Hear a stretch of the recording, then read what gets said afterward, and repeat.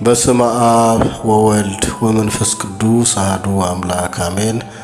የተከበራችሁና የተወደዳችሁ እግዚአብሔር ቤተሰቦች የእናታችን የቅድስት ድንግል ማርያም የአስራት ያደራ ልጆች እንኳን ለፈጣሪ ዓለማት ለአጋዕዝተ ዓለም ቅድስት ሥላሴ ወርሃዊ መታሰቢያ በዓልና በዚህ ዕለት ታስበው ለሚውሉ ቅዱሳን አባቶቻችን ወርሃዊና ዓመታዊ በዓል በሰላምና በጤና አደረሳችሁ አደረሰን እያልኩኝ ቀጥታ የዕለቱን ምስባክ ወንጌልና ስንክሳር እናደምጣለን።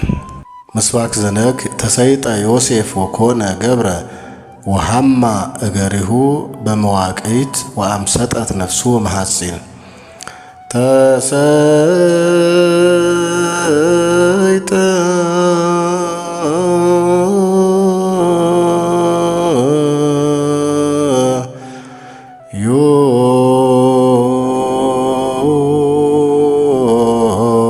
ዮሴፍ ወኮነ ገብረ ወሐማ እገሪሁ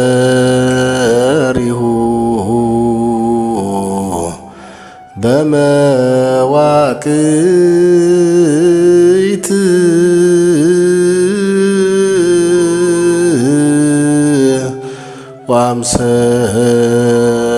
ወአምሰጠት ነፍሱ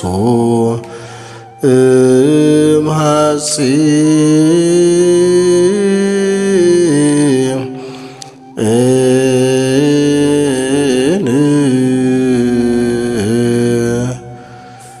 ትርጉም መዝሙረ ዳዊት መዝሙር 104 ቁጥር 17 ላይ የሚገኝ ነው። ዮሴፍ ለባርነት ተሸጠ፣ እግሮቹም በእግር ብረት ደከሙ፣ እርሱም በብረት ውስጥ ገባ። ምስባክ ዘቅዳሴ ብከ ንወግኦሙ ለኩሎሙ ጸርነ ወበስምከ ነሐስሮሙ ለእለ ቆሙ ላዕሌነ ዘአኮ በቀስቴ ተአመን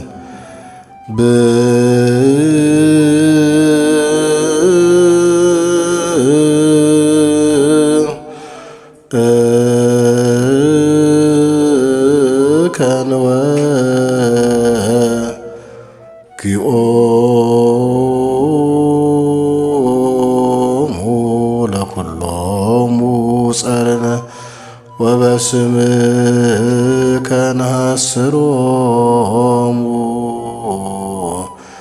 ለእለ ቆሙ ላዕሌነ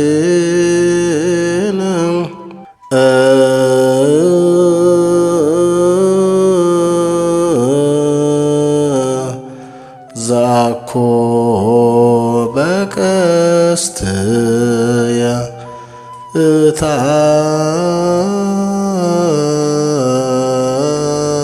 እታመን። ትርጉም መዝሙር 43 ቁጥር 5 ላይ የሚገኝ ነው። በአንተ ጠላቶቻችንን እንወጋቸዋለን፣ በስምህም በላያችን የቆሙትን እናዋርዳቸዋለን፣ በቀስቴ የምታመን አይደለሁምና። ከዚህ በመቀጠል የዕለቱን ወንጌል እናሰማለን። አምላካችን እግዚአብሔር ቃሉን እንድንሰማ የጆሮአችንን መስኮት ክፈትልን። ቃሉ እንዲህ ይላል። የቅዱስ ሉቃስ ወንጌል ምዕራፍ 19 ቁጥር 11 እስከ 28። እነርሱም ይህንን ሲሰሙ ወደ ኢየሩሳሌም መቅረቡ ስለሆነ የእግዚአብሔርን መንግሥት ፈጥኖ ሊገለጥ እንዳለው ስለመሰላቸው ምሳሌ ጭምር ተናገረ።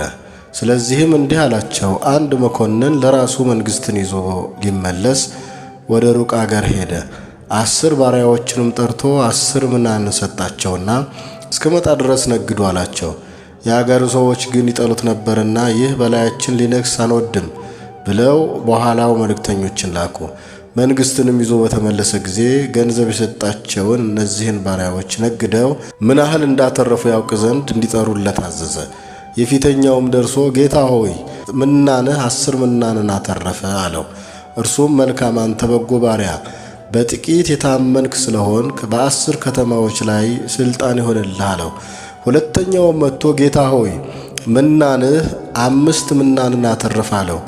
ይህንም ደግሞ አንተ በ5 ከተማዎች ላይ ሁን አለው። ሌላውም መጥቶ ጌታ ሆይ በጨርቅ ጠቅልዬ የጠበቅኳት ምናንህ እነሆ ፈርቻለሁና ጨካኝ ሰው ስለሆንክ ያላኖርኸውን ትወስዳለህ፣ ያልዘራኸውንም ታጭዳለህ አለው። እርሱም አንተ ክፉ ባሪያ፣ አፍህ በተናገረው ፈርድብሃለሁ። እኔ ያላኖርሁትን የምወስድና ያልዘራሁትን የማጭድ ጨካኝ ሰው እንደሆንክ አወክ። ምን ነው ገንዘቤን ለለዋጮች አደራ ያልሰጠኸው? እኔም መጥቼ ከትርፉ ጋር እወስደው ነበር አለው። በዚያም ቆመው የነበሩትን ምናኑን ውሰዱበት፣ 10 ምናን ላለውም ስጡት አላቸው። እነርሱም ጌታ ሆይ 10 ምናን አለው አሉት። እላችኋለሁ ላለው ሁሉ ይሰጠዋል፣ ከሌለው ግን ያው ያለው እንኳን ይወሰድበታል። ነገር ግን እነዚያን በላያቸው ልነግስ ያልወደዱትን ጠላቶቼን ወደዚህ አምጧቸው፣ በፊቴም ረዷቸው አለ። ሰማይና ምድር ያልፋል፣ ቃሌ ግን አያልፍም አለ ጌታ ለደቀ መዛሙርቱ።